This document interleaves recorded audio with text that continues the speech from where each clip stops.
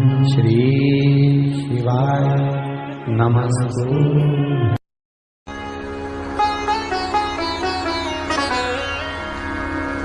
महाराज ध्यान दीजिएगा, एक स्कंद पुराण का एक बहुत सुंदर प्रसंग है।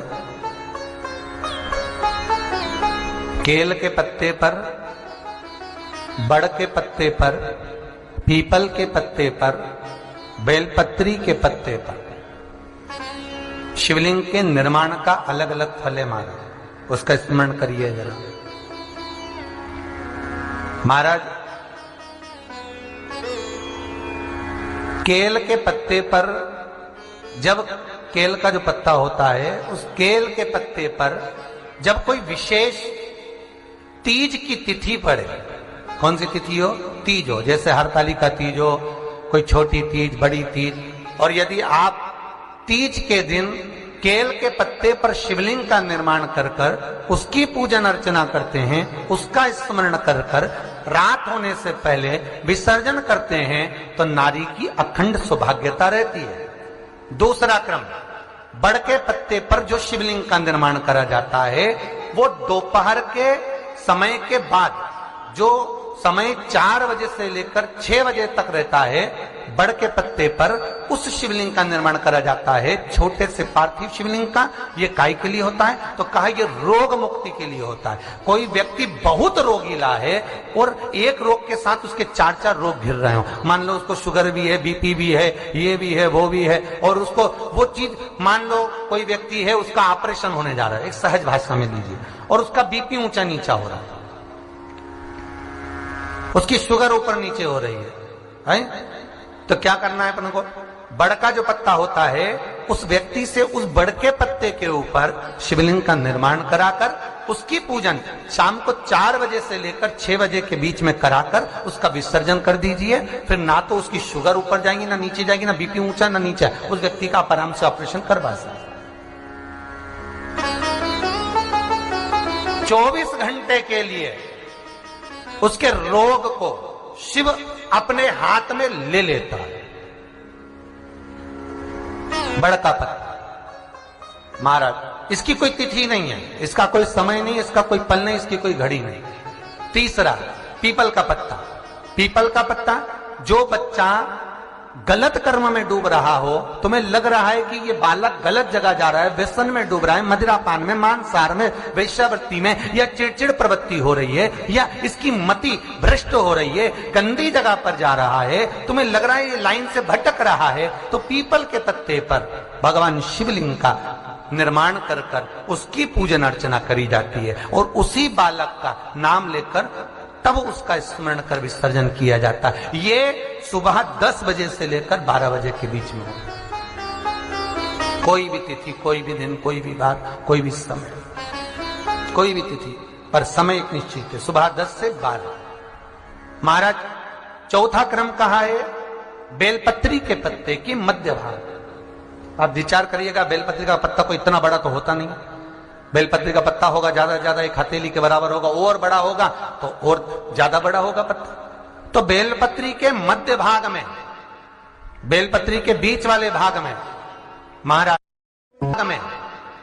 बेलपत्री के बीच वाले भाग में महाराज, जिसका व्यापार नहीं चलता, व्यवसाय नहीं चलता, कोई काम आज की जगह कल हो रहा है, कल की जगह परसों हो रहा है, और काम जरूरी में होना चाहिए, या व्यापार कुछ दिन चल के बंद हो गया, कोई नया लाइन पकड़ रहे हो, नया व्यापार करने जा रहे हो, नया कोई काम करने जा रहे हो, तो बेलपत्री के मध्य भाग पर शिवलिंग का निर्माण करा जाता है। अब विचार करिएगा, जब बेलपत्री का मध्य भाग कितना बड़ा होगा, और उस पर शिवलिंग बनाना, तो एक छोटा सा शिवलिंग का निर्माण। मध्य भाग में शिवलिंग का निर्माण महाराज ये केवल शिवरात्रि के दिन होता है। 12 महीने की जो भी शिवरात्रि हो, किसी भी शिवरात्रि पर आप उस बेलपत्री के मध्य भाग पर शिवलिंग का निर्माण कर कर अपना पैसा अगर डूब भी गया है उसको पाने के लिए, अपने धन को वापस लाने के लिए आप इस शिवलिंग का निर्माण कर कर आप इसका विसर्जन कर सकते हैं। अब इसकी समय सीमा कुछ भी नहीं, बस सूर्य अस्त होने से पहले इसका निर्माण हो और इसका पूजन होकर स्कंद पुराण और लिंग पुराण के अंतर्गत इसका भाव है। शंकर की कथा का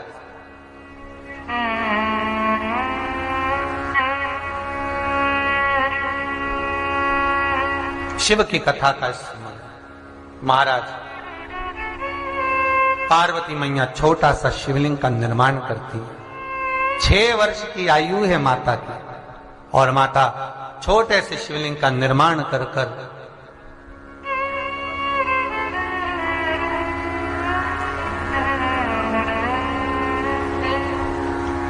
हमने एक बात कही, कोई भी तीज पर, यह जरूरी नहीं कहा कि हड़ताल ही तीज हो। हाँ, नमस्कार। हड़तालिका तीज का जो पूजन होता है वो शाम से चालू होकर सुबह तक रहता है। यहां से जो बोला गया फिर इसीलिए कहता अच्छे से सुनो, उसमें गलती हो जाती। कोई भी तीज, उसमें विशेष कोई तीज नहीं कही। जो तीज विशेषता में पड़े, जैसे बड़ी तीज भी आती है, छोटी तीज भी आती है, माही तीज भी आती है, एक गौरी तीज भी आती है, एक तीज और पड़ती है चैत्र महीने में, गौराणी तीज, ऐसी कई तीजें आती हैं, उनका स्मरण आप कर सकते हैं। हड़ताली का एक अलग व्रत हो गया, जो माता पार्वती ने कहा है रात भर जब तक कुछ नहीं पाया, अभी आगे उसका भी वर्णन आएगा। पीला चंदन लगा लेना। कितना लगाना है? बीच वाला जो पत्ता है उस पर पीला चंदन। जब आपको लगे कि मेरा जीवन बहुत कष्टमय है, अब ये रोग, अब ये कष्ट दूर ही नहीं हो रहा, अब ये आए दिन तकलीफ पर तकलीफ बढ़ती जा रही है, आए दिन रोग बीमारी, पैसा घर में बच नहीं रहा, बहुत कष्टमय जीवन है, इसमें लगाओ पीला चंदन बेलपत्री की बीज पत्ती पर। महाराज, और बीज पत्ती पर जब चंदन लग जाए, लगने के बाद में ये दोनों पत्ती पर लाल चंदन लगा लीजिए। इन दोनों पत्ती के बीच में जो डंडी का भाग होता है, आपको कहा था, आपको स्मरण में होगा शायद, हमने जब बेलपत्री की महत्वता बताई थी तो उस बेलपत्री की महत्वता में कहा था ब्रह्मा विष्णु महेश ये 3 हैं, बोला था। बीच में ये बड़ी पत्ती से लेकर जो 2 पत्तियां होती हैं, इनके बीच में जो जगह बचती है, इसमें मां पार्वती के 64 योगनियां, मां पार्वती अपनी पूर्ण सिद्धि के साथ में जितनी भी देवी के स्वरूप हैं, वो माता 64 योगनियां देवी के स्वरूप में यहां पर विराजमान होती हैं। 2 पत्ती के नीचे से जो डंडी होती है नीचे तक, ये पूरी डंडी में 33 कोटि देवी देवताओं विराजमान होते हैं इस पूरी डंडी के अंदर।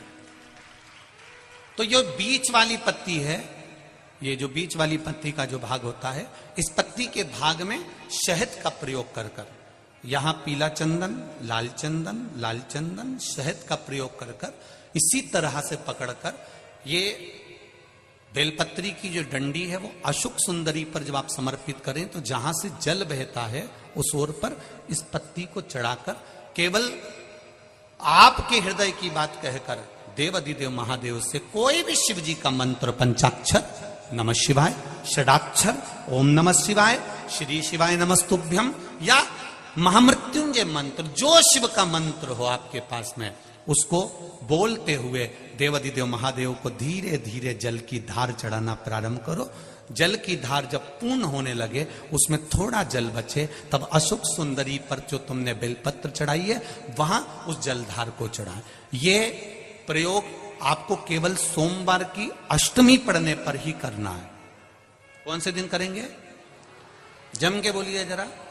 सोमवार की अष्टमी पढ़ने पर यह प्रयोग करें और जल चढ़ाकर बाबा से विनती कर कर उसी बेलपत्र को वापस उठाकर कहीं जलाशय में या किसी पेड़ के नीचे विसर्जन कर दें और 1 लोटा जल वहां भी चढ़ा दें। बस निवेदन कर कर आ जाइए, मेरा बाबा 3 माह के अंदर हाथ जरूर पकड़ेगा और आपको दलदल से बाहर निकाल देगा। एक